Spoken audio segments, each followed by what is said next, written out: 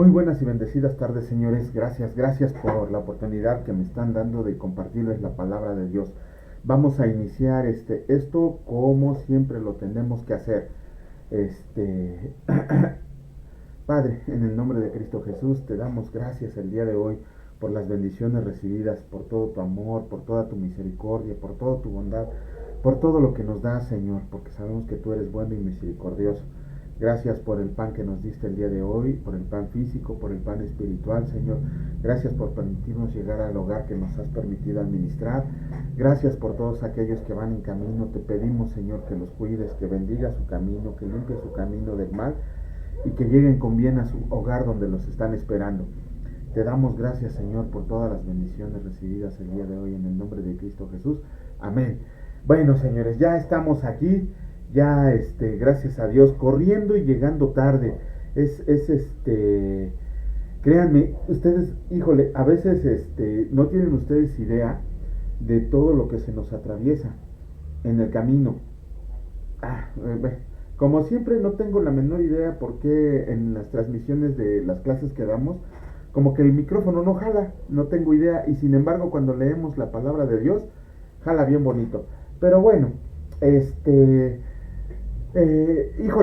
les ofrezco una disculpa porque se supone que tenemos que transmitir lunes y miércoles, 2 días a la semana, pero créanme, como ustedes sabrán, traigo un gallito, como ustedes sabrán, su servidor es abogado y esta semana los tribunales salen de vacaciones. Entonces esta semana y la anterior parece ser que todo el año no trabajan y quieren hacer en 2 semanas lo que no hacen en ese tiempo. Entonces por eso andamos ahí corriendo apurados. De hecho, mi amada esposita no está en este momento porque fue a dejar a la niña al taekwondo. Pero bueno, niña de 19 años, ¿no? Pero bueno, Dios, ahí la estamos formando conforme al orden de Dios. Pero bueno, vamos a iniciar en la materia. Hoy es día martes, perdón, esto debería de haber sido ayer. Con la clase de Cristología, estamos en doctrinas fundamentales. Estamos en la materia de Cristología, que es el estudio de Cristo. También ya casi acabamos, ya no nos falta mucho de esto. Oración, espero terminemos el día de hoy esta sesión. Y espero también, si no es mañana, el día jueves, terminar con la materia de oración. Y ya iniciaríamos con lo que es ser discípulos de Cristo. Eso está bien chida, a ver si es cierto que le entran. Pero bueno, vamos a iniciar el día de hoy. Generalmente cuando doy alguna clase de apologética, cuando daba clases de apologética o cuando daba clases así a personas en otros lugares, lo primero, esta era la primera pregunta que yo les hacía, una de las primeras preguntas que les hacía en la clase de apologética. Ya les dije, aquí sí se les va a dar clase de apologética, pero sí nos falta un poquito. Entonces, pues mejor lo vamos a ir llevando por pasitos. Agarraba yo y siempre les preguntaba, a ver, todos, porque se supone que donde daba las clases de apologética, pues todos ya eran cristianos, ya como dice un pastor, ya todos éramos chivos viejos, y ¿cómo se llama? Y se supone que pues ya teníamos que saber 2, 3 cositas. Bueno, yo lo primero que les preguntaba una de las primeras cosas que les preguntaba era que me dijeran qué pasaría si se descubriera que Jesucristo no resucitó. A ver, ¿ustedes qué creen que pasaría que si se descubriera que Cristo no resucitó? Hay un sinfín de preguntas. ¿Ustedes creen que disminuiría nuestra fe al saber que Jesucristo resucitó? Recuerden que Jesucristo era 100% humano y 100% divino. Entonces, ¿qué pasaría si de verdad Jesucristo no hubiera resucitado? ¿Disminuiría nuestra fe? Eso se lo tienen que preguntar ustedes.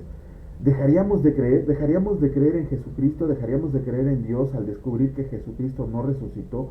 ¿Qué es lo que pasaría? Nos sentiríamos estafados, nos sentiríamos estafados así, no puede ser, 20 años de mi vida estuve creyendo en Jesucristo, para que ahora me salgan con que no existe, que no sé qué, ¿no? Bueno, no, como ahorita no podemos participar porque todavía no somos muchos y no podemos dar una clase interactiva, el día que seamos más de 10, créanme que lo vamos a hacer por Zoom para que todos, y a lo mejor hasta dura más tiempo, para que todos podamos participar, todos podamos exponer nuestro punto de vista. Pero miren, para aquellos que no leemos diariamente la palabra nos da respuesta. ¿Qué pasaría si se descubriera que Jesucristo no resucitó? Ok, vamos a ver qué pasa. Dice la palabra de Dios, sí, se me olvidó ponerle, es Primera de Corintios capítulo 15. Ajá, Primera de Corintios capítulo 15, versículos del 12 al 19, que dice así: Pedrito, pues sí o sí resucitó. Si no resucitó, pues todo no tiene sentido. Exactamente, qué bueno que Pedrito llegó tarde, porque así no se hubiera adelantado la respuesta. Pero la palabra de Dios nos da la respuesta. Dicen así, versículos del 12 al 19. Jesús dijo que era verdad, así que sí, o sí tiene que sostenerse, si no, entonces no es verdad y nada tiene sentido. Exactamente, mi estimado Pedrito. De hecho, como les mencionaba, la palabra de Dios nos da la respuesta a esa pregunta: ¿qué hubiera pasado si Jesucristo no hubiera resucitado? Dice versículo 12: ahora bien, si Cristo es predicado como que ha resucitado de entre los muertos, ¿cómo es que algunos entre ustedes dicen que no hay resurrección de muertos? Porque si no hay resurrección de muertos, tampoco Cristo ha resucitado. Versículo 14. Y si Cristo no ha resucitado, vana es nuestra predicación, vana también es la fe de ustedes. Versículo 15. Y aún somos hallados falsos testigos de Dios, porque hemos atestiguado que Dios, que resucitó a Cristo, al cual no resucitó, si se toma por sentado que los muertos no resucitan. Porque si los muertos no resucitan, tampoco Cristo ha resucitado. Y si Cristo no ha resucitado, la fe de ustedes es inútil. Todavía están en sus pecados. En tal caso, también los que han dormido en Cristo han perecido. Si solo en esta vida hemos tenido esperanza en Cristo, somos los más miserables de todos los hombres. ¿Se dan cuenta cómo la palabra de Dios nos responde? Dice Pablo en la primera carta a los Corintios, en el capítulo 15, ahí se los vuelvo a repetir porque se me olvidó ponerlo aquí en la lámina. ¿Qué hubiera pasado? Vana es nuestra fe, vana es nuestra predicación, somos falsos testigos de Dios, somos los más miserables de los hombres si Jesucristo no hubiera resucitado. ¿Se dan cuenta cómo la palabra nos responde a todas nuestras dudas, todas nuestras inquietudes? Es increíble a veces que escuchemos a personas que dicen: es que Cristo no resucitó. Pues sí, ni modo, ¿no? O que nos pregunten a nosotros: es que Cristo, ¿qué hubiera pasado si Jesucristo no hubiera resucitado? No, pues mi fe aumenta. No, seguiría creyendo en Dios. No sé. La misma palabra nos da la respuesta. Pero bueno,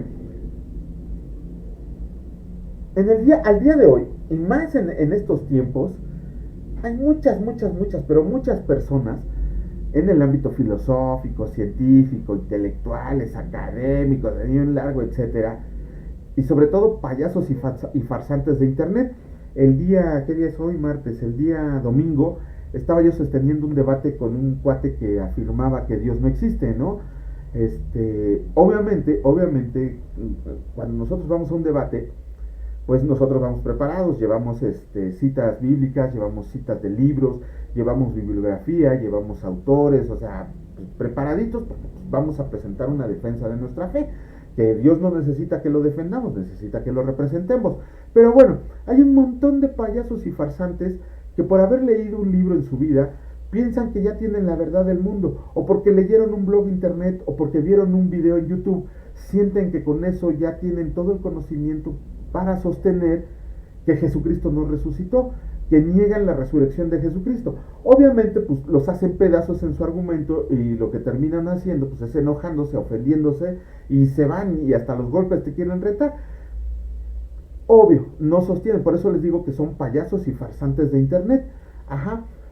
Pero también de este lado, tenemos filósofos, intelectuales, científicos, astrónomos, matemáticos, programadores de apps, licenciados en Derecho, comerciantes de la central de abastos, que se dedican a defender la fe con mansedumbre y reverencia, pero que tienen los conocimientos para poder demostrar para mostrar pruebas y evidencias convincentes acerca de que Jesucristo resucitó. Pero no se preocupen, ahorita vamos a ir llegando a eso, poquito a poco, como dicen. Cuando se investigan las evidencias de la resurrección de Cristo, es imposible caer rendido ante la asombrosa resurrección del Hijo de Dios, ante darnos cuenta que es verdad, Miren, platicaba con este tema con mi esposa ayer en la mañana, y ella me decía: es que mira, si un ateo en este momento no está preparado para recibir esto, si un creyente no está preparado para recibir esto, por más evidencias y pruebas que le muestres, se van a negar, su corazón se ha endurecido para negar las evidencias de la resurrección. Sin embargo, nosotros tenemos que estar preparados. A veces nos asaltan dudas en cuanto a nuestra fe, ajá, o los no creyentes, como les decía, nos pueden agarrar fuera de base, ajá. Y lo que es más común, desgraciadamente lo que es más común, es que no queremos o no tenemos el deseo de conocer cada día más a nuestro Dios Padre Todopoderoso, ni mucho menos a Jesucristo nuestro Salvador. ¿Por qué digo eso? Porque no leemos, la verdad no leemos. Ahí ustedes se habrán dado cuenta que ya les leemos la palabra diariamente, a petición de una persona que ya no puede ver muy bien, que ella nos dijo que ya desgraciadamente su vista ya no le da mucho más. Entonces ella decía que cómo le hacía para leer la palabra de Dios. Pues bueno, el Señor ya nos puso a leer diariamente la palabra de Dios. Entonces ahora sí, ya no va a haber pretexto para que no conozcamos a nuestro Padre. Pero bueno, entonces, ¿qué pasa? Vamos a pasar a la siguiente. Ajá. Para fortuna nuestra, hay personas que dedican su vida al estudio de la teología. Espero que recuerden el concepto de teología. Lo vimos, ya tiene rato que vimos esa sesión, qué significa teología. Pero bueno, nosotros como cristianos, como seguidores de Cristo, como hijos de Dios, no debe de existir ninguna duda acerca de que nuestro Señor y Salvador Jesucristo resucitó de entre los muertos, que sigue vivo y que va a venir a reunir a su iglesia para estar con él una eternidad, porque son promesas suyas, ajá, y además lo podemos leer en la Biblia. Si la Biblia es nuestra máxima autoridad, no tendríamos por qué dudar. Por ahí los voy a invitar a que lean un libro que se llama... ¿cómo se llama?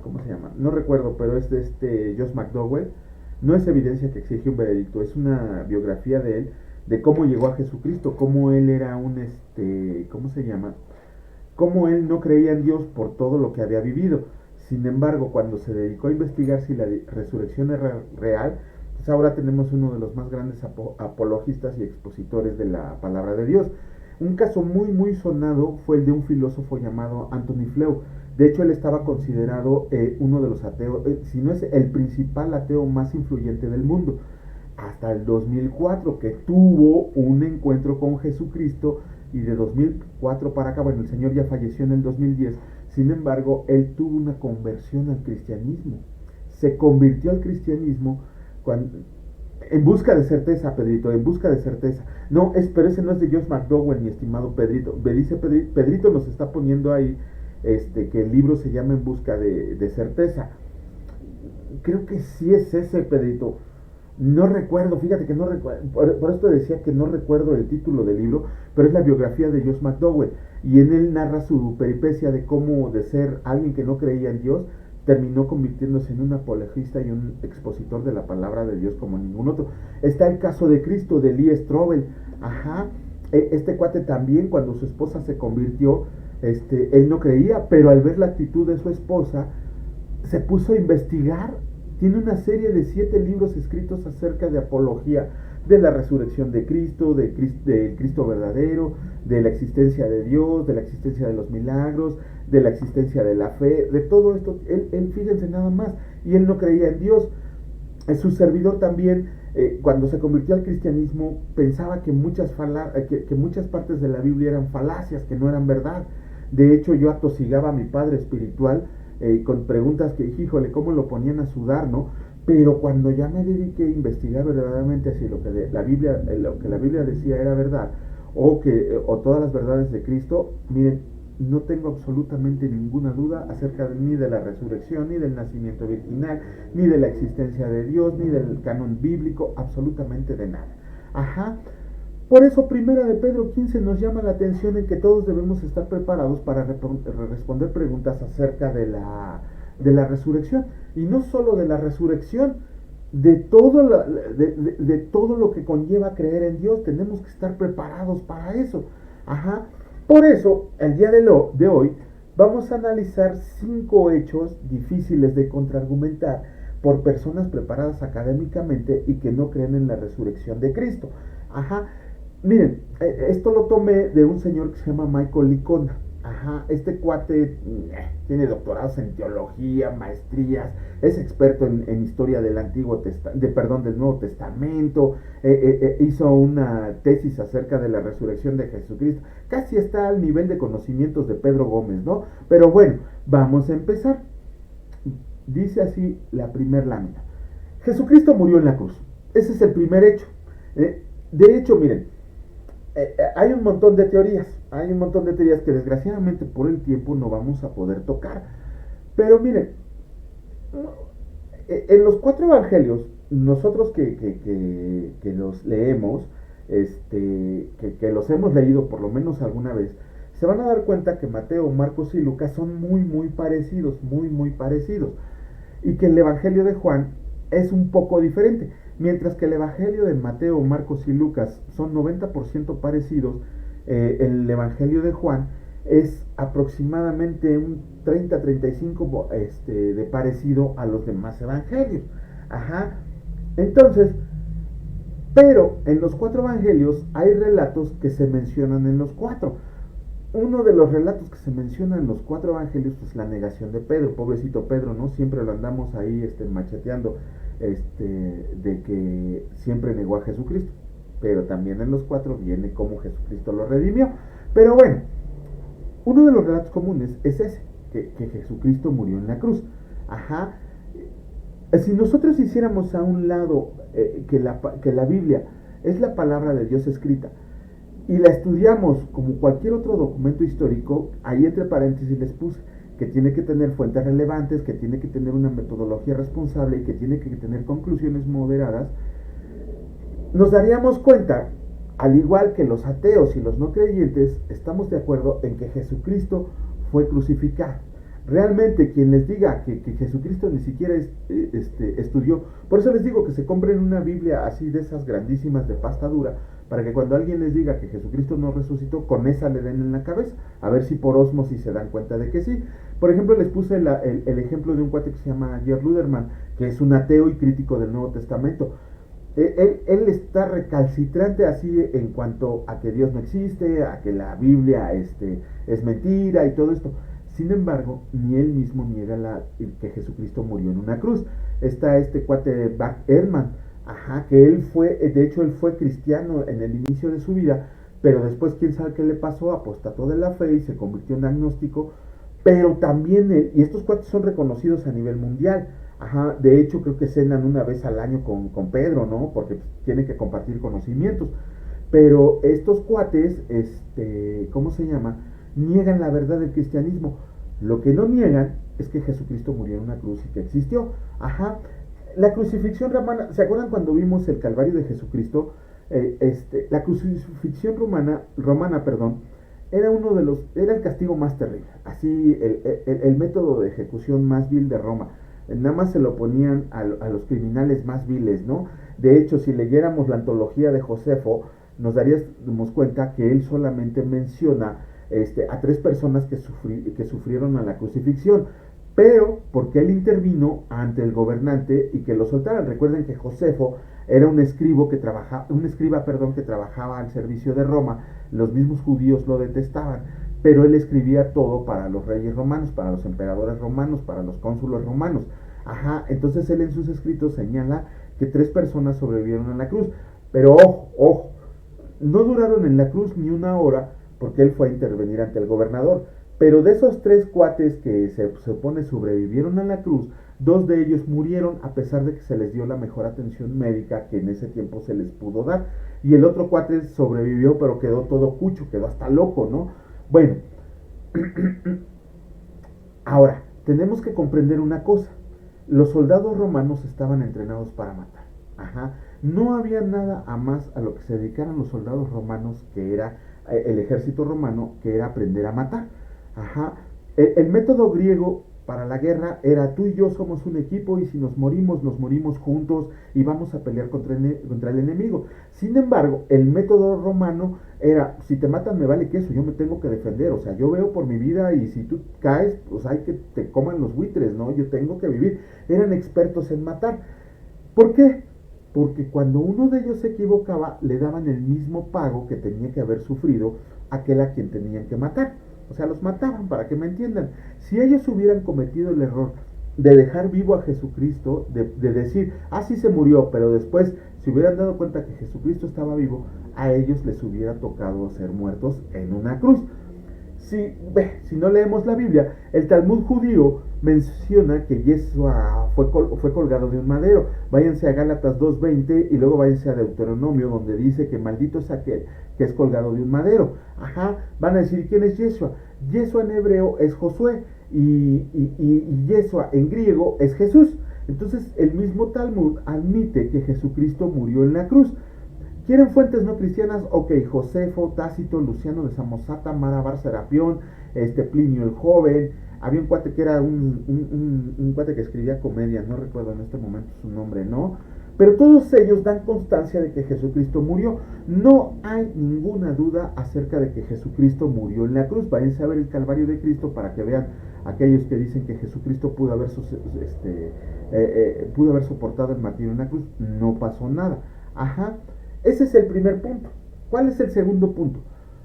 Los discípulos de Jesucristo dieron por hecho que Jesucristo resucitó.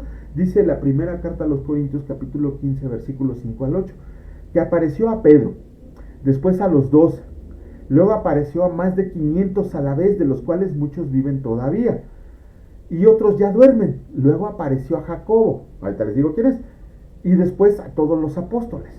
Ajá. Y al último de todos, como a uno nacido fuera de tiempo, la Reina Valera dice 1960, dice abortivo, me apareció a mí también, dice Pablo. ¿Qué es lo que pasa? Ok, vamos a suponer, y esto tiene que ver un poquito, dice, exacto, Jesús tenía que morir. Si hubiera quedado vivo, no podría mover la piedra, estar como si nada caminando con los caminantes de Maús, nada más con eso. Exactamente. Vamos a suponer, si Jesucristo hubiera muerto después de los quién sabe cuántos latigazos, de los 40 latigazos menos uno, después de una corona de espinas, después de cargar el madero, después de haberle perforado las muñecas y los pies, después de haberle atravesado una lanza que atravesó pulmón y corazón, después, imagínense cómo quedó, para que al tercer día el Señor estuviera caminando como si nada con los caminantes de Maús, ¿no? Imagínense. Bueno, quién sabe, a veces me sorprende cómo todavía hay personas que dudan, ¿no? Pero bueno, continuemos para que no nos gane el tiempo. Ajá. Dice, Cristo se apareció a varias personas y a varios grupos de personas. Cada uno de los apóstoles estuvieron dispuestos a dar su vida por la confirmación de Cristo resucitado, y los evangelios son 4 biografías de Jesucristo. Recuerden, si algún día ustedes tienen el interés, tienen el ánimo, tienen las ganas de hacer un ladito así momentáneamente de que la Biblia es la palabra escrita de Dios y lo estudiáramos como si fuera un documento histórico, se van a sorprender. Por eso ateos y no creyentes se sorprenden y se niegan, pero a veces no tienen ni fundamento para la negación que están presentando. Ajá. ¿A quién se le apareció primero? Me voy a adelantar un poquito hasta la última lámina, pero se le apareció a las mujeres. Eso tiene algo bien importante que ver. Se le apareció a los apóstoles, se le apareció a más de 500. Ajá. Se le apareció a Jacobo. ¿Quién es Jacobo? Jacobo es uno de los hermanos de Cristo. Desgraciadamente también la palabra de Dios para aquellos que profesan la religión católica, se les tira el mito de la virginidad de María eterna, ¿no? Ahí tiene, tan solo menciona, la palabra de Dios menciona 4 hermanos y por lo menos 3 hermanas más, aunque no da sus nombres. Ajá, pero imagínense, ¿no? Y también Jacobo tiene un papel interesante en estos puntos para demostrar que Jesucristo resucitó. Cualquier historiador serio, cualquier arqueólogo serio, ateo, creyente, no creyente, agnóstico y todo, también se sorprenden de por qué los apóstoles dieron por hecho que Jesucristo resucitó. Vamos a suponer, después de que Jesucristo resucitó, hubo un cambio, pero un cambio tremendo entre todos los apóstoles. Imagínense, si nosotros leemos antes de la muerte de Jesucristo, cómo eran los apóstoles, nada más Juan y su hermano Jacobo, los hijos de Zebedeo, querían quemar una ciudad, querían dejar caer fuego del cielo. Pedro le cortó la oreja a Malco. Imagínense, el Judas era un celote que siempre traía un puñal escondido entre la ropa. Mateo era un cobrador de impuestos que nada más le interesaba la lana. Imagínense todos esos cuates que, que después de haber visto a Jesucristo resucitado, cambiaron totalmente para ellos ser verdaderamente los padres de la iglesia primitiva. ¿Cómo ellos pudieron sostener una mentira? ¿Cómo se podría sostener una mentira cuando estaba en juego tu vida? Cuando estaba en juego su vida. Ajá, imagínense, algún día veremos, o alguien nos ayudará a ver lo que era el martirio de los cristianos, ¿no? Cómo los decapitaban, cómo los quemaban vivos, cómo los aventaban a los leones, cómo los despedazaban, cómo los asaeteaban, los apedreaban, los partían a la mitad vivos, los usaban de tiro al blanco, o sea, bien horrible que le fue a los cristianos en aquellos primeros tiempos. Y todos los apóstoles, los 11 apóstoles que quedaron, más el apóstol Pablo, sabían lo que se les venía. Sabía que se les venía una muerte fea, una muerte horrible. Y aún así, ellos jamás se echaron para atrás en decir que Jesucristo había resucitado. Ajá, nunca dijeron, no, me arrepiento, no es cierto, era una mentira. Jamás, ninguno de ellos. Todos ellos conservaron la idea de seguir predicando a Jesucristo resucitado. Ninguno de ellos se echó para atrás. También historiadores que leen los evangelios como biografías de Jesucristo, a veces se dan de topes cuando ven así, dices, es que estos cuates dieron la vida y no creemos que haya sido por una mentira. Ajá, vámonos a la siguiente lámina. Esta está interesante. La conversión de Saulo de Tarso. Dice Hechos capítulos 26, versículos del 13 al 15. Recuerden, ahora sí, todos los versículos son de la Reina Reina Valera 2015, para que sea un poquito más entendible, aunque a veces sí trae ahí por ahí unas cosas que no me gustan, ¿no? Bueno, por lo menos a mí no me gustan, ya ustedes cuando la lean completa. Dice Pedro, los discípulos eran una bola de cobardes, tanto que solo uno estaba con Cristo a sus pies en la cruz, y eso solo porque era de familia acomodada políticamente, y después de la resurrección dieron su vida. Nadie da su vida por una mentira. ¿Ven cómo el Pedrito sabe y sabe un montón? Por supuesto, nadie da la vida por una mentira. Ajá. Si a mí ahorita vinieran y me dijeran, por ejemplo, ¿sabes qué, Juanito? Hemos oído que tú dices que Andrés Manuel es el mejor presidente que ha tenido México. Y si dices lo contrario, y si no lo, y ¿sabes qué? Y si no lo aceptas, te vamos a matar, pues como venga, porque yo no pienso eso. Tiene sus cosas buenas y tiene sus muchas cosas malas. Sin embargo, yo no podría sostener esa mentira. Pero hay muchos en internet que sostienen esa mentira. Pero cuando ya los obligan o cuando vemos que les están pagando cualquier otra situación, nos vamos a dar cuenta de que no son capaces ni siquiera de dar su vida, ni siquiera irse a la cárcel por esa mentira que se están sosteniendo. Ahora imagínense cada uno de los apóstoles. Es más, les prometo que aunque no sea en vivo, les voy a subir videos de 10, 15 minutos acerca de quién era cada apóstol. ¿Quién era cada apóstol? La Biblia lo menciona y se completa con los escritos rabínicos, pero sí, ¿no? Porque, por ejemplo, sabemos que Pedro, Juan, Jacobo eran pescadores, sabemos que Mateo era cobrador de impuestos, y todos los demás sabemos que Pablo era curtidor de pieles, y todos los demás que eran, ni siquiera tenemos idea.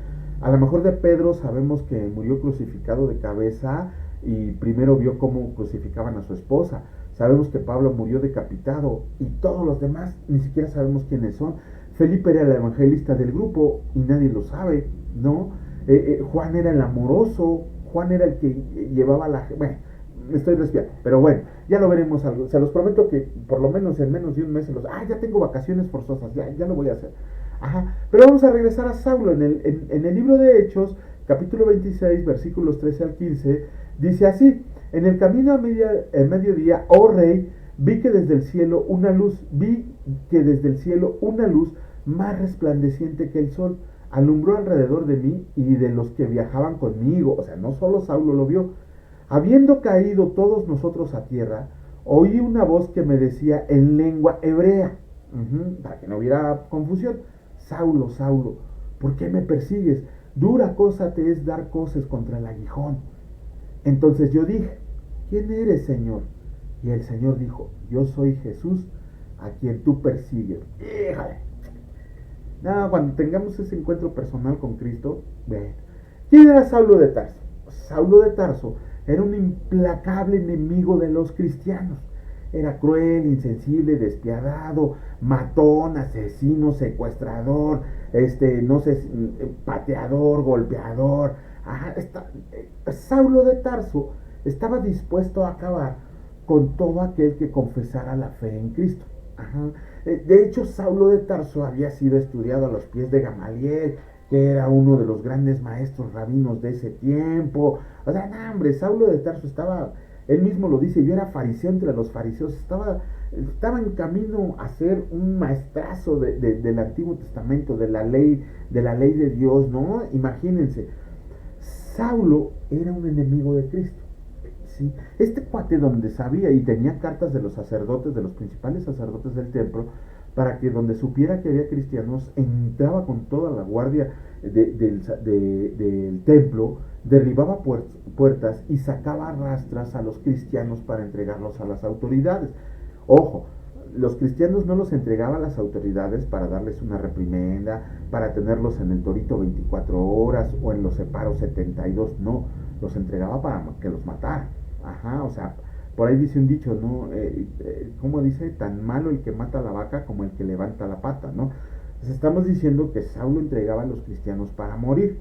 Ajá, Saulo era enemigo de Cristo. Ni siquiera había alguna probabilidad de que se convirtiera en seguidor de Jesús. Ajá, ni siquiera había una probabilidad. Por eso puse puntos suspensivos. A menos que hubiera una experiencia transformadora de un momento a otro. Ajá. ¿Qué pasó en Hechos 26? Tuvo un encuentro personal con Jesucristo resucitado. En solo 3 días, porque si continuamos leyendo la lectura, se van a dar cuenta que Saulo se quedó ciego de los ojos y se lo llevaron a una casa. Ajá, se lo llevaron a una casa. Y en esa casa duró 3 días. En las películas y en las series lo van a ver ahí todo enfermo, con fiebre y todo eso. La palabra nada más dice que quedó ciego 3 días. Más adelante, si leemos, pues, por ahí si me ayudas, Pedrito, ¿dónde está ese versículo que dice que conozco a un hombre que si en el cuerpo no lo sé, si en el espíritu no lo sé, fue llevado al cielo? No recuerdo ahorita en qué libro, en qué carta está, pero se está refiriendo a él mismo. En esos 3 días es muy probable que Pablo haya ido al cielo a recibir su ministerio.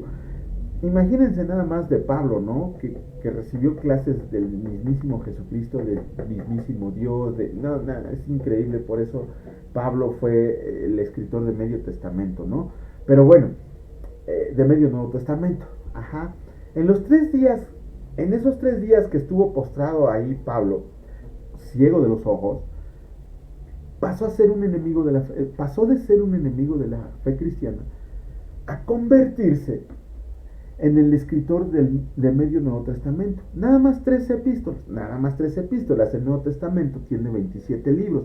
Imagínense, Pablo nada más escribió la mitad, y por ahí dicen, yo tengo mis dudas, les soy sincero, por ahí dicen que él también escribió Hebreos. Yo tengo mis dudas.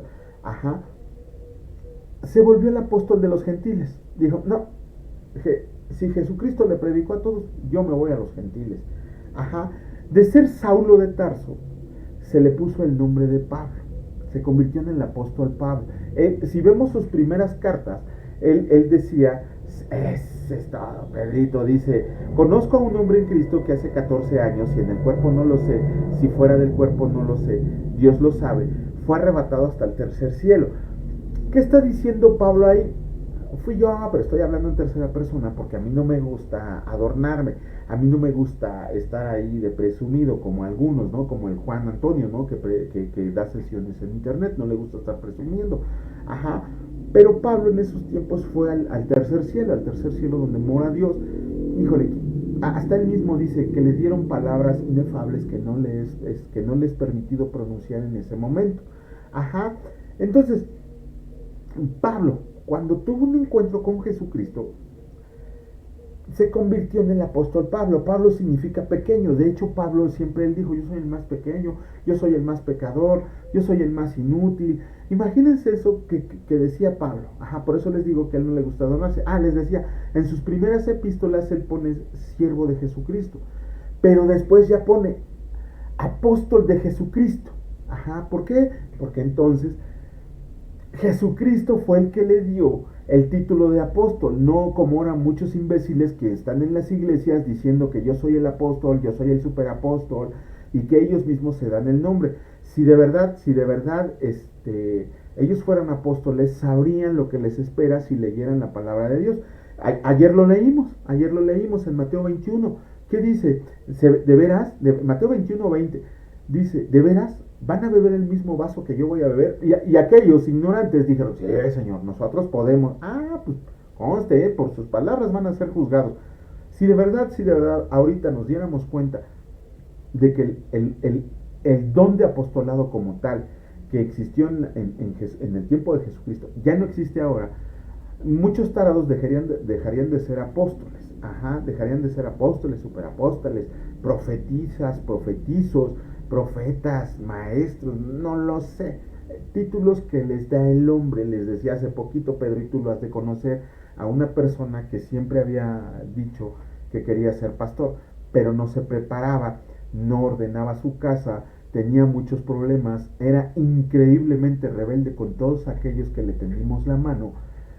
Y pues obviamente Jesucristo no lo quería para pastor, Dios no lo quería para pastor, pero no se crean, le dieron una credencial hecha de una hoja blanca con tantito colorcito que le decía que era pastor, y el Señor ya no me habla.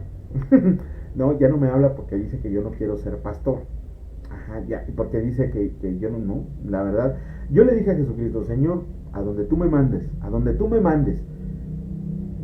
como dijo Jesucristo, y no es que me compare con él, es mi meta llegar a ser como él, pero no es que me compare con él.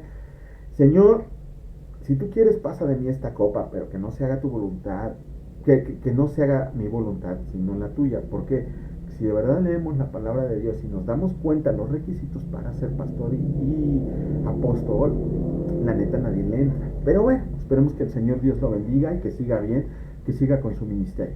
Ok, eso es. Llevamos 3 puntos. Jesucristo murió en la cruz. Los apóstoles nunca se echaron para atrás, por lo tanto no podía ser una mentira. Vivieron sus vidas predicando que Jesucristo resucitó. La conversión de uno de los grandes enemigos del cristianismo, de Saulo de Tarso, que pasó a ser el apóstol Pablo. Vámonos con un cuarto punto. La conversión de Santiago, hermano de Jesús. Ok, yo no sé, no puedo saberlo, a menos que ustedes me lo dijeran en los comentarios. Pero en mi caso, por ejemplo, yo no nací en cuna cristiana. Bueno, nadie nace en cuna cristiana, no se dice así, pero bueno, yo no nací en la fe cristiana. Yo de hecho crecí en la fe católica romana. Nunca aprendí nada, pero bueno, yo la profesaba lleno de rituales, ceremonias que ni entendía ni nada. Pero cuando me presentaron a Jesucristo, decidí aceptarlo. ¿Qué pasó cuando en mi familia se enteraron que yo era cristiano? Pues no les quiero decir, ¿no? Mis hermanas me tacharon de idiota, de loco, mi mamá casi me deshereda, prácticamente me sacaron mis cosas a la calle. Bueno, yo ya vivía en la calle, ¿no? Pero bueno, me dijeron, como no tienen idea, ¿no?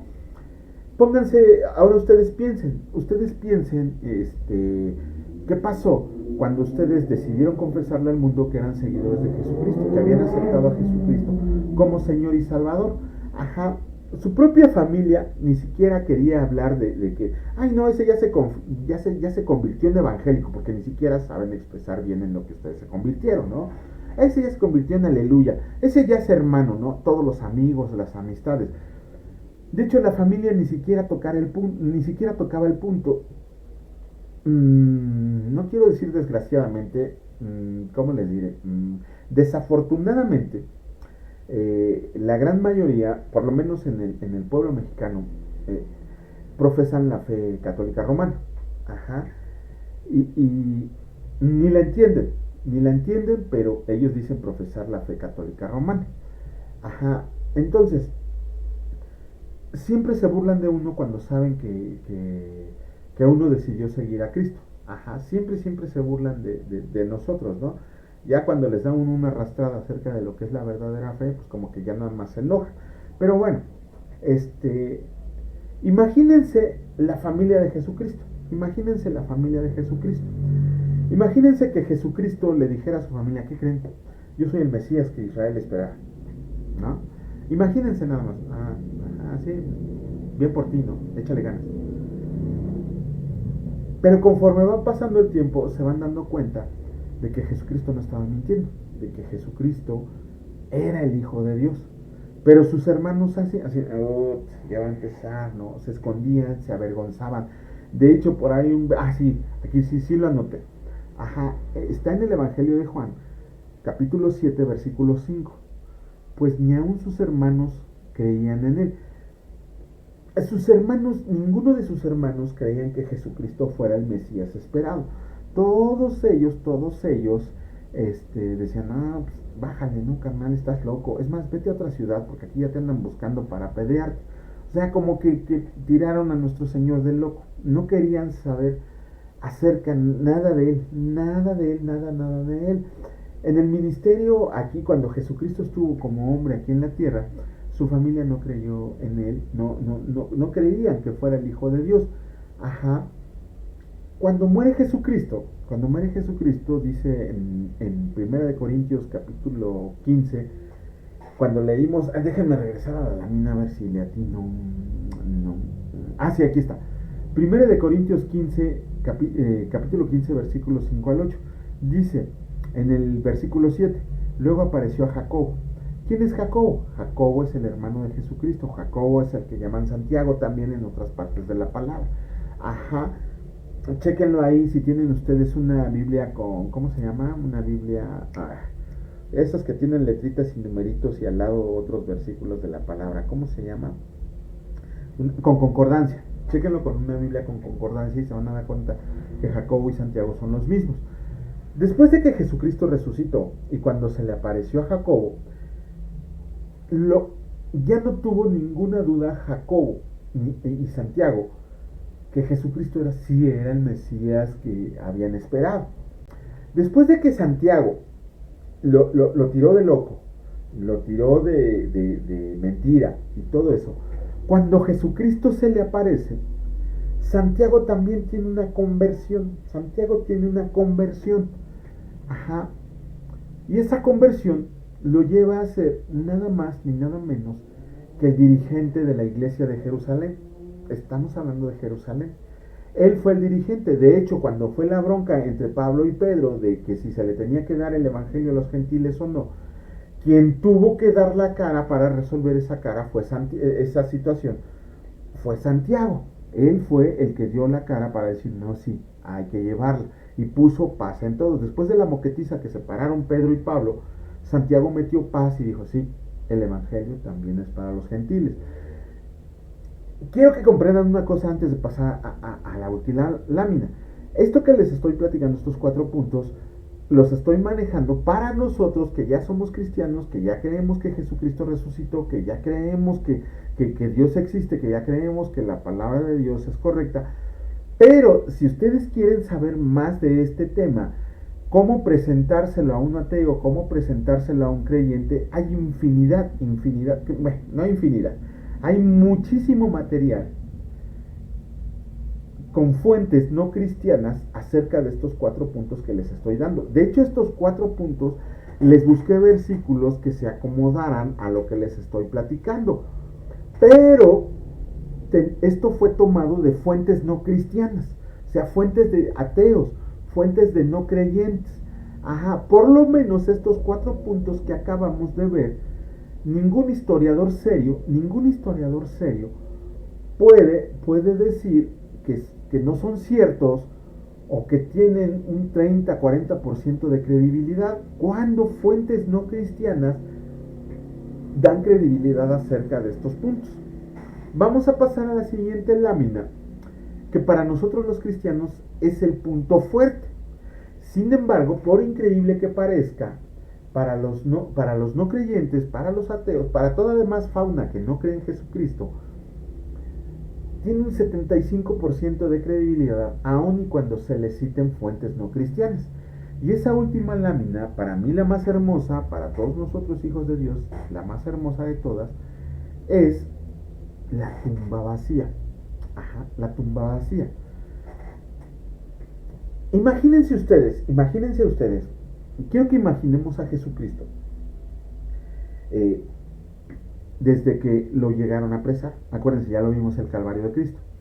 Cuando lo llegaron a apresar, lo patearon, lo abofetearon, lo escupieron. Yo no dudo que le hayan aventado piedras, lo volvieron a bofetear en el Sanedrín, se lo llevaron a Pilato caminando, regresando caminando. Ya iba todo dañado Jesucristo, ya le habían dado una golpiza. Cuando llega con Pilato, le dan 40 azotes menos uno. Ya les enseñé en una fotografía el látigo que usaba, ¿no? Dice Josefo en sus escritos que era tan cruel los latigazos que ahí mismo se morían, que el 70% no aguantaba el castigo porque les desgarraban nalgas, piernas, estómago, espalda, dejaba al descubierto la espina dorsal y a veces se le salían los intestinos de tan brutal que era ese castigo. Pero Jesucristo lo aguantó y todavía cargó su cruz. Llegó a la cruz y le atravesaron clavos. Les enseñé la foto de los clavos que atravesaron las muñecas de Jesucristo.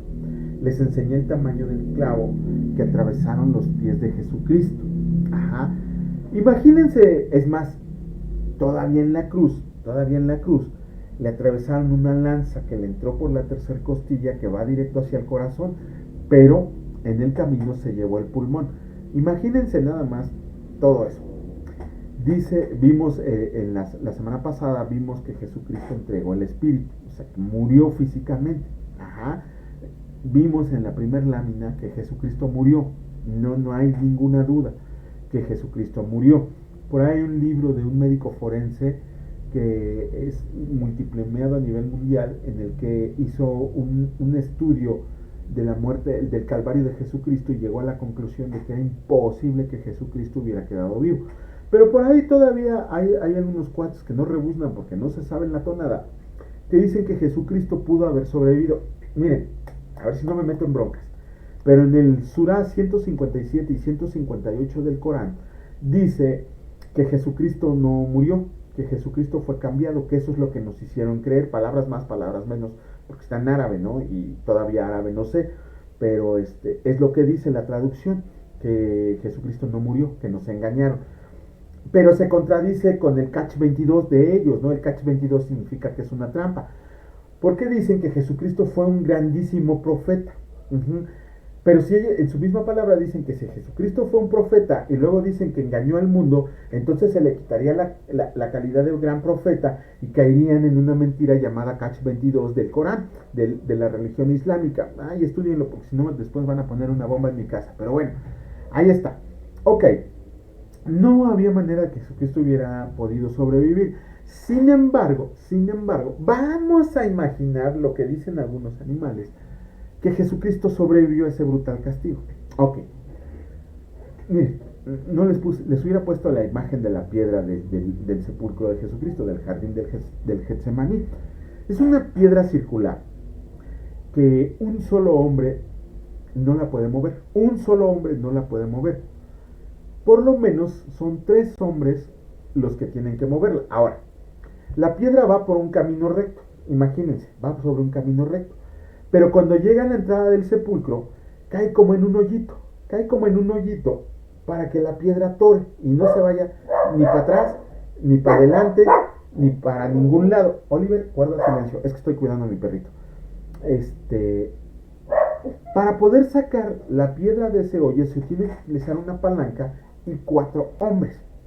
Vamos a suponer que Jesucristo hubiera sobrevivido al terrible, brutal castigo que le propinaron estos cuates. Quiero que me expliquen cómo Jesucristo movió la piedra. Cómo Jesucristo movió la piedra en la condición en la que estaba. Ajá, ok. Es que Jesucristo no la movió, la movieron los apóstoles. Ok. La palabra de Dios, los escritos de Josefo, los escritos de Tácito, dice que la guardia romana, es más, escritos del Sanedrín de esos tiempos, dicen que pusieron una guardia romana. que los sacerdotes judíos del templo fueron a decirle a Pilato que pusiera una guardia romana. Ya hablamos cómo eran los soldados romanos, bien buena onda, ¿no? Que pusiera una guardia romana. ¿Para qué? Para que los discípulos no se robaran el cuerpo. Ok. Si los discípulos se hubieran acercado, hubieran terminado muertos, porque estos cuates no se andaban con jaladas. Si, además, la palabra dice que todos andaban dispersos, todos andaban escondidos. Lo enterraron el mismo día que lo crucificaron. ¿Dónde andaban los discípulos? ¿Quién sabe? El único que teníamos a la vista era Pedro y a Juan, pero Pedro se quedó afuera y Juan, como lo dijo Pedrito hace rato, fue el único que permaneció en el Calvario de Jesucristo. Y eso porque conocía a los sacerdotes, porque como bien lo dijo Pedrito, este cuate era un empresario, les vendía pescado a los fariseos, a los líderes del templo. Pero bueno, no hay manera de que un hombre en esas condiciones hubiera podido mover la piedra, pero está bien, ok. Allá ellos que viven en su mentira. La tumba vacía, el factor Jerusalén. Dice, el Señor Jesús fue públicamente ejecutado y sepultado en Jerusalén. ¿Pero qué creen?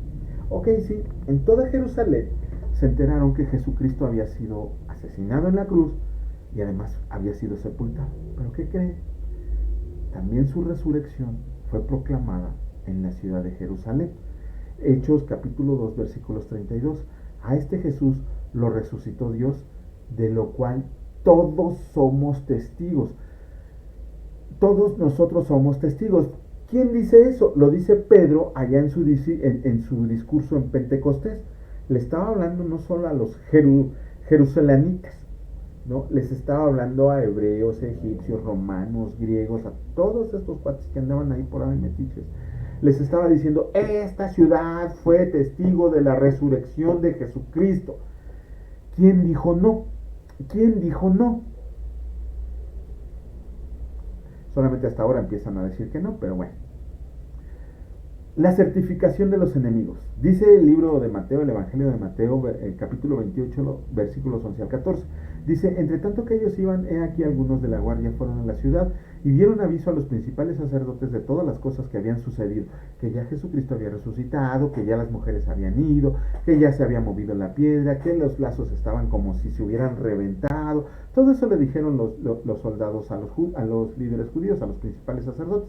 Dice, ellos se reunieron en consejo con los ancianos y tomando mucho dinero se lo dieron a los soldados, diciendo, digan, sus discípulos vinieron de noche y lo robaron mientras nosotros dormíamos.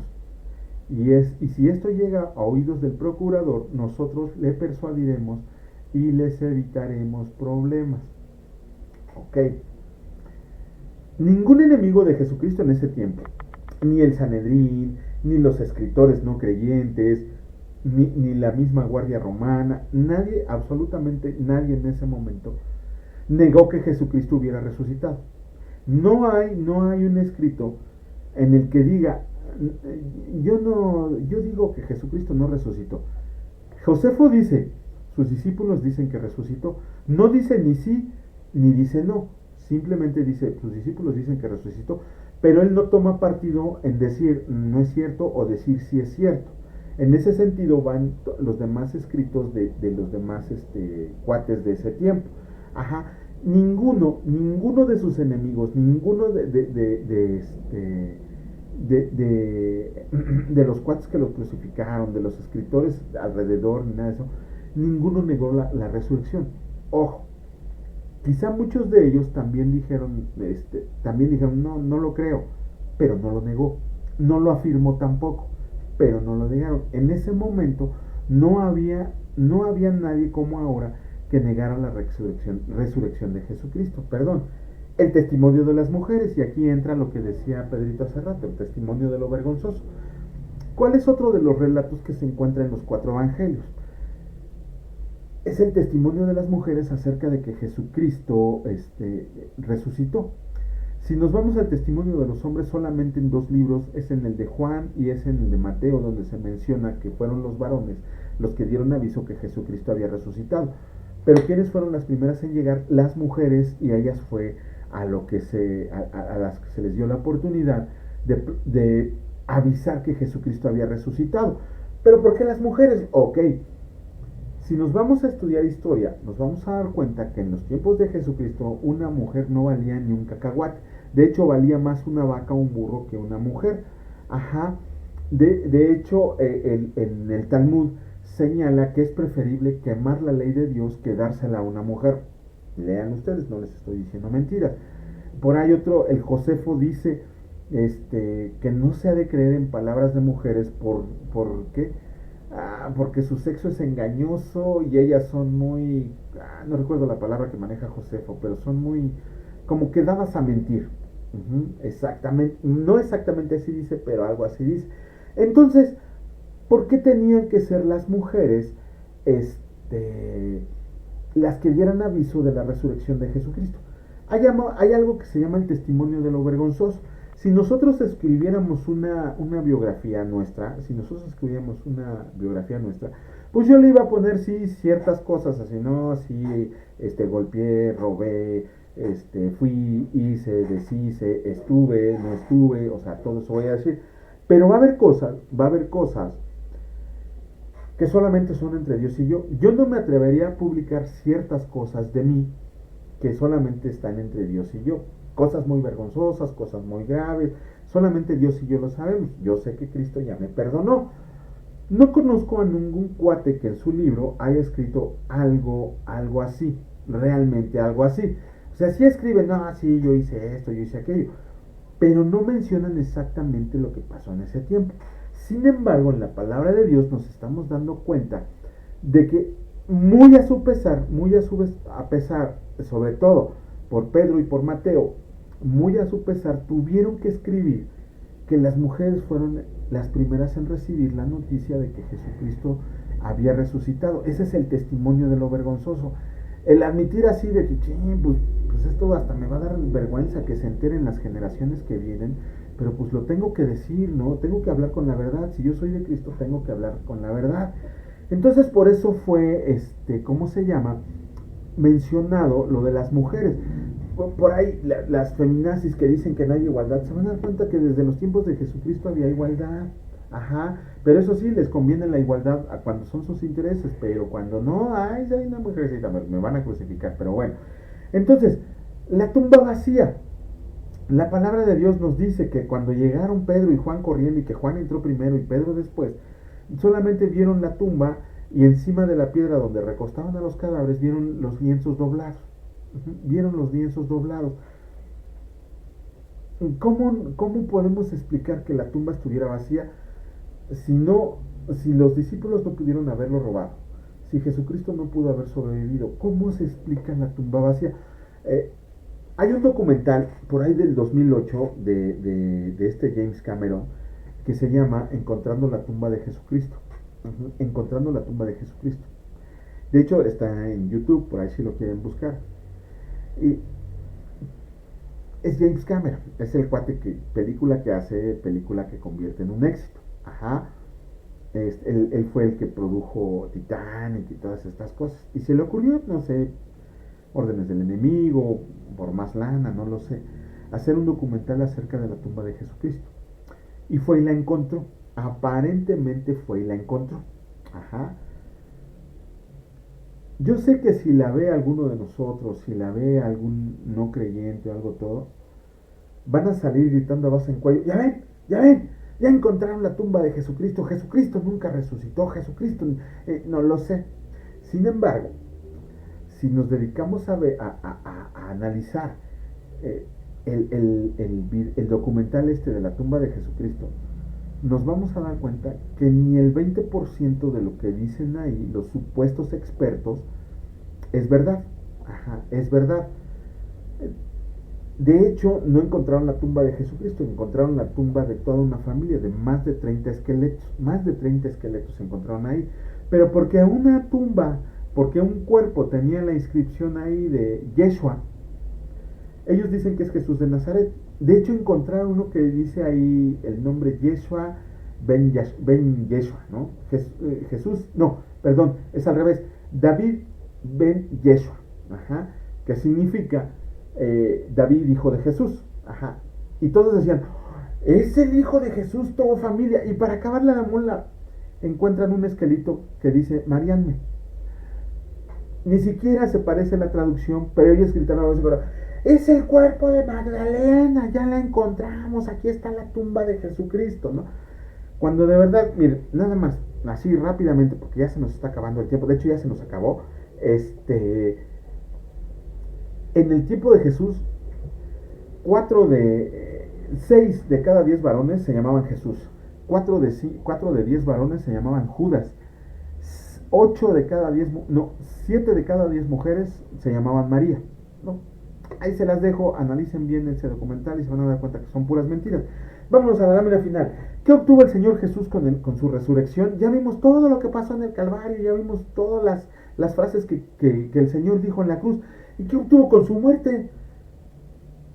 Perdón, ¿qué obtuvo con su resurrección? ¿Qué obtuvo con su resurrección el Señor Jesús?